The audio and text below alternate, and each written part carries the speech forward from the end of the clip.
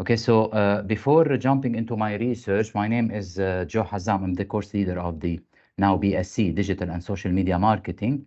And I will be, this is a little bit of my latest publication. I have two main research interests. One of them is related to social media and digital marketing capabilities, which is my main interest. However, I have as well interests related to student mainly engagement, online engagement, or social media in general, and the use of social media in education and as an educational tool. So what I will be discussing today, one of the latest publication, which is the first one, published in the International Journal of Educational Management, and it is mainly about breakout rooms, okay? And why the idea of breakout rooms, as all of us educators or anyone working in the higher education or even in colleges, we start after COVID to think more about the online activities and the online activities, okay, especially when the student, I think we all agree that the engagement was not as we expect or as we want. So from a practical point of view, I start personally, and even my colleague, my co-authors, they were working with breakout rooms. Why is that? Because at the end of the day, we understand from the previous research that collaborative learning is very important for deep learning, for better grades, for greater communication. It's good in teamwork skills. Is good as well to better understanding of any professional environment. Okay, so that's why we start to experiment with those breakout rooms. Either, I don't want to mention names here, but everywhere there is breakout rooms, either on the Zoom or on Teams or on Blackboard. So it's not the which platform. It's more about the breakout rooms.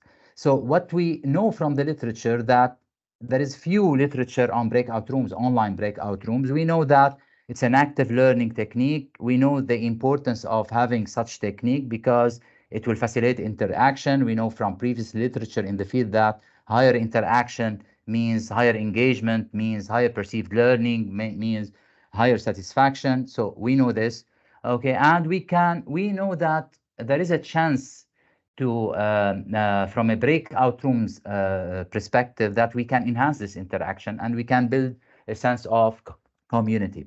This is a stream of research. Another stream of research, that collaborative learning is unpredictable. Okay, at the end of the day, it's not just only about the outcome of it or the learner. There is something related to the design of it. Okay, and if the design is not effective, then the result is unpredictable. We cannot say anymore that from this breakout session we'll get a deep learning or we'll get a better professional skills or whatever is the outcome.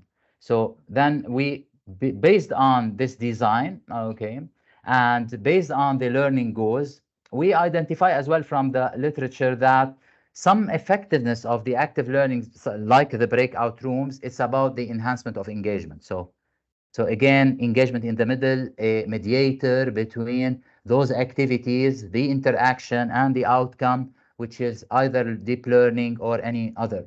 And from previous studies, again, it's not because the breakout rooms, or in general, it's not a old, let's say, stream of research. We know that some of the students, they are not satisfied. I don't know if someone, maybe during the discussion section, we can discuss more.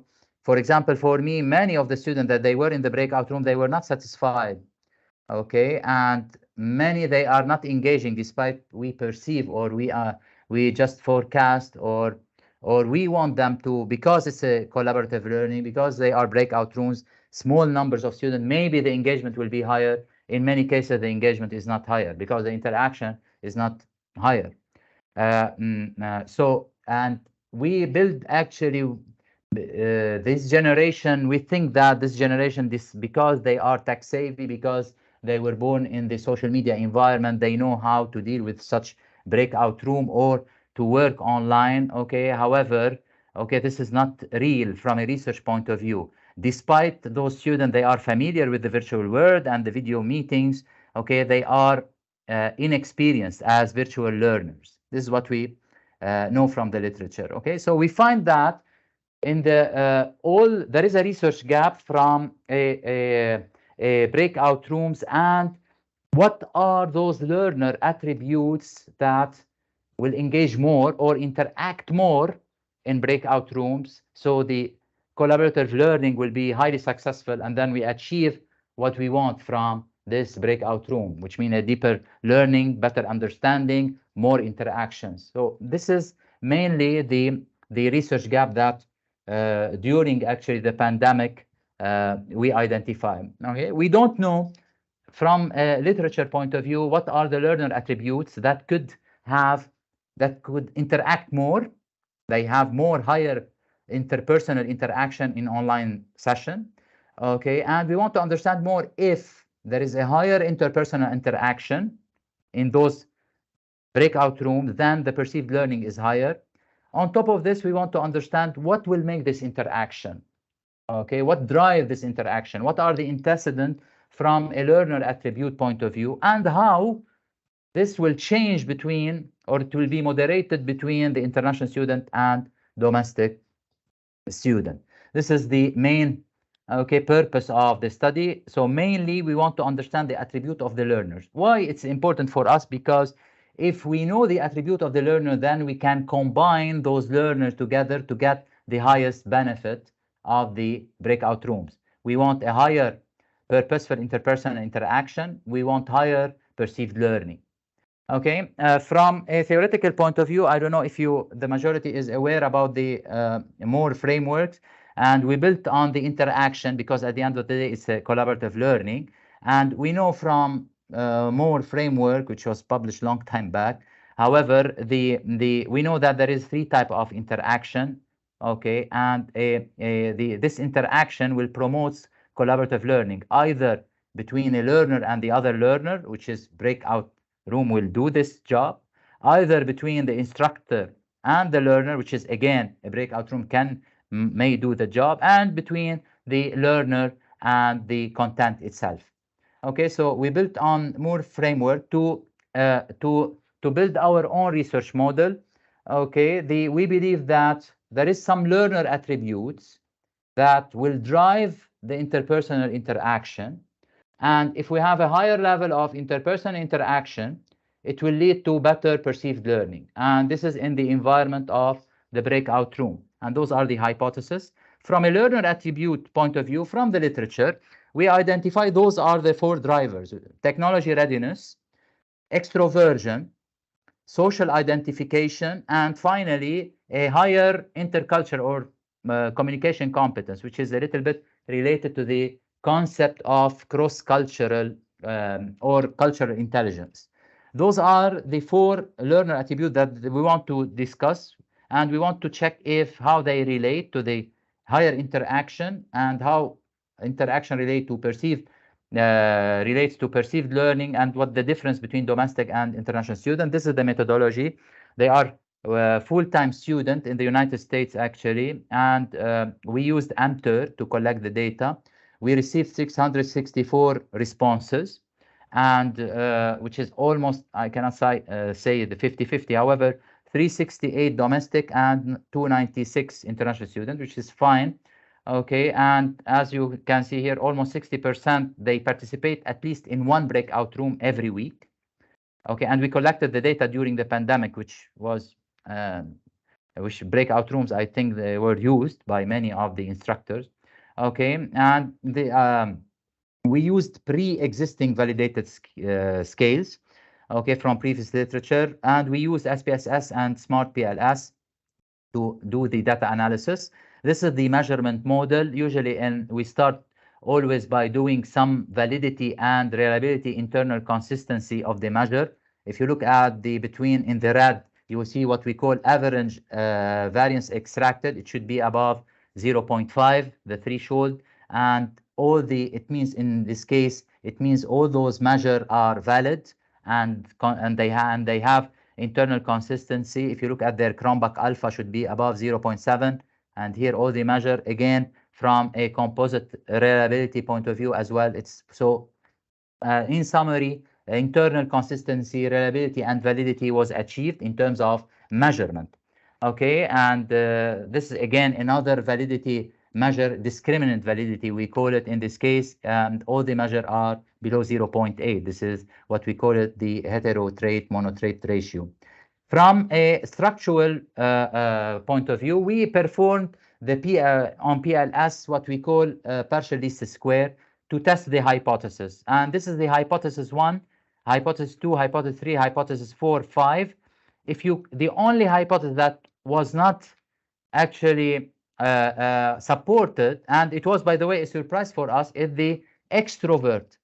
We couldn't support our hypothesis that an extrovert learner will contribute to interaction in a breakout room, in a higher purposeful interaction in a breakout room. However, the technology readiness and the cross-culture competence, and they look positive, and they relate. However, from a size of contribution point of view, the intercultural competence is the highest in terms of, because it's 0.2 compared to 0.1 compared to the technology readiness 0.1. On top of this, if you look at the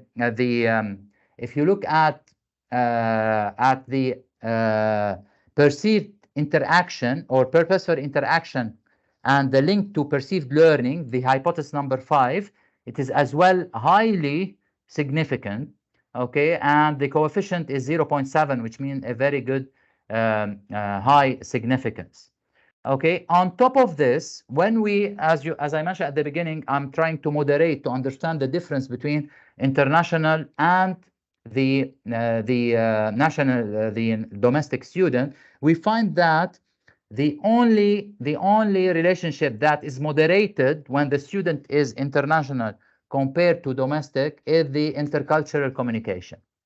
Okay, this is the only relationship that is moderated. The other, there is no difference between an international and domestic.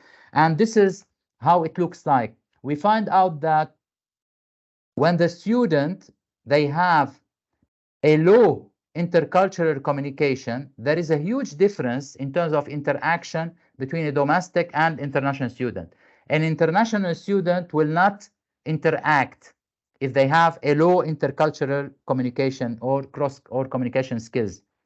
Okay, cultural intelligence point of view. However, when in high intercultural, when both of them, they have a high intercultural communication, there is no difference between the international student and the domestic student.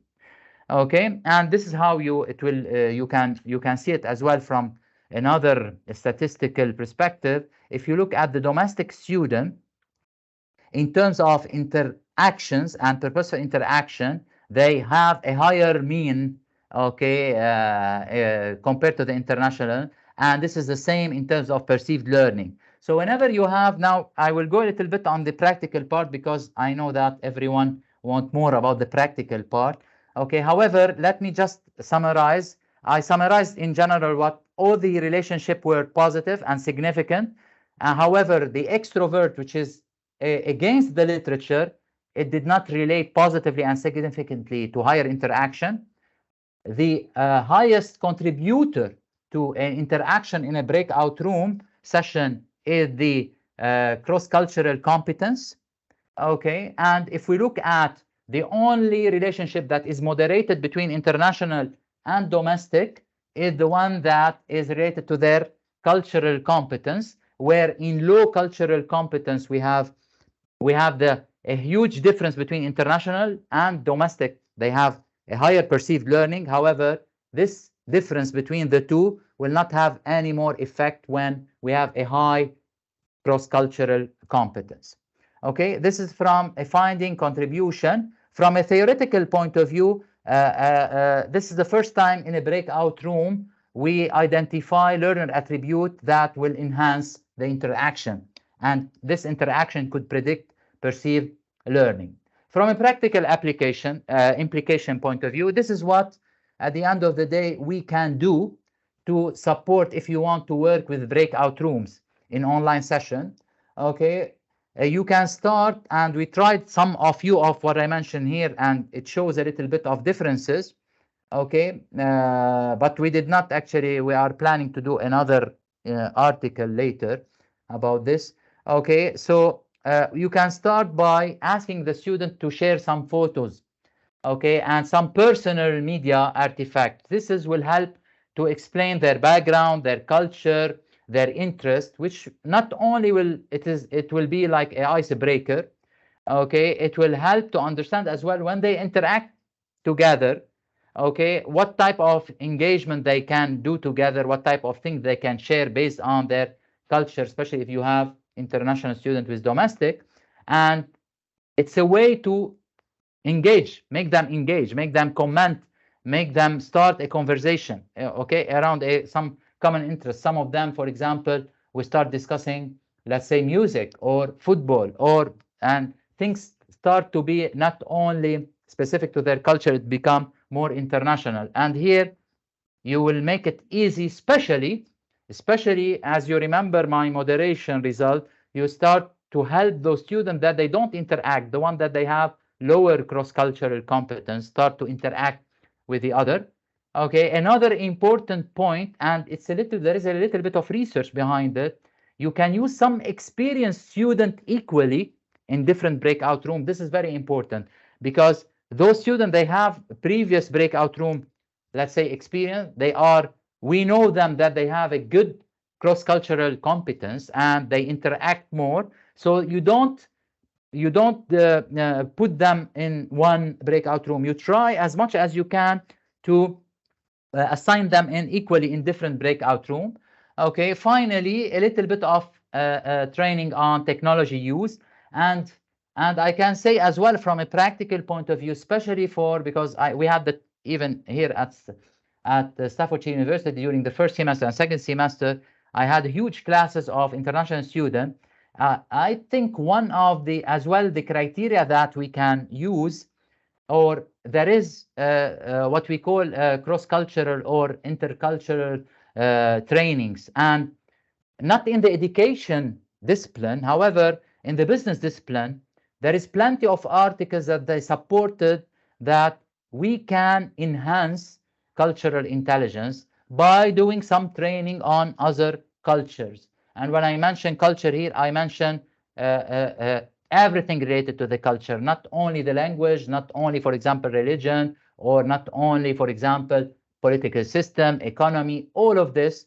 I think this will enhance the interaction in the classroom. And from as well personal experience, again, no studies behind this, it will enhance as well the interaction not only between student, it will enhance the interaction between student lecturer as well, which is very important to build a healthy learning community and achieve the learning objective. Finally, before opening the floor for the discussion, there is a limitation, as you know, in any research paper. I need to say that it's a cross-sectional survey, so it's on one point of time. It's not longitudinal, it's not experimental, which a little bit it is a limitation. At the end of the day, we only from the literature, and because because it's a small scale, it's not a thesis or we identify only 4 attributes. I'm confident that there is other attribute as well that either will enhance or it will it will have some effect on the interaction in the breakout room. So maybe we can explore it more in future research. Okay, again, it's United States University. I can say that a little bit of the maybe the international student that they are in the United States, they are a little bit different in UK from UK. So we need to take this into consideration as well.